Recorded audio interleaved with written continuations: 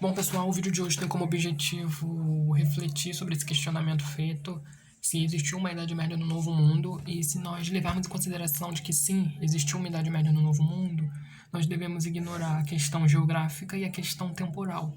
A questão geográfica, porque teríamos que pensar na existência de uma Idade Média para além das sociedades europeias, e a Idade Média chegando até o Novo Mundo, chegando até as sociedades americanas, e também teríamos que ignorar a questão cronológica. Conforme as divisões feitas pela historiografia europeia, que se baseia em história antiga, história medieval, história moderna, história contemporânea, a noção de Novo Mundo ela está inserida dentro do contexto designado pela historiografia de Idade Moderna, que é caracterizado por transformações políticas, por transformações sociais e econômicas que não tinham mais relações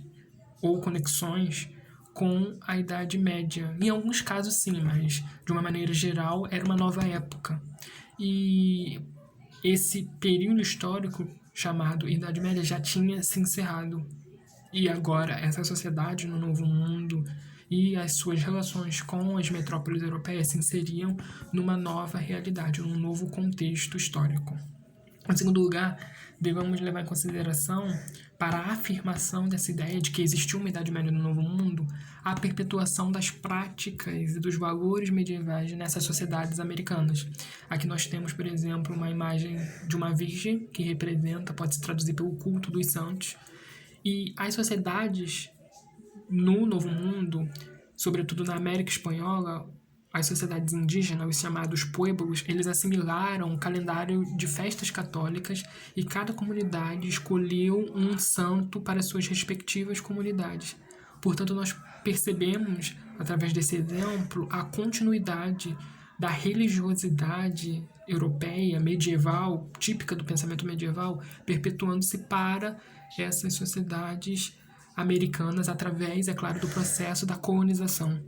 Aqui nós temos também outra imagem mais à esquerda que representa a filosofia escolástica, que era uma doutrina teológica que fazia parte das universidades medievais na Baixa Idade Média, que foi o período histórico onde as primeiras universidades foram criadas, e as universidades no Novo Mundo, ao serem criadas pelos colonizadores, como por exemplo a Universidade de São Marcos, que foi criada na capital do Império Inca, em Cusco, em 1551, ela usufruía do privilégio da filosofia escolástica, que se baseava na leitura de textos sagrados, que se baseava na discussão entre alunos e professores, né, entre discípulos e docentes, e que constituía, portanto, todo um fundamento teológico e religioso. Essa terceira imagem ela pode ser aplicada à realidade, por exemplo, da América Portuguesa, que tinha, no século XVI e no século XVII, uma economia açucareira, no qual se traduzia pelas relações do homem com a terra. E as relações do homem com a terra, ela fez parte de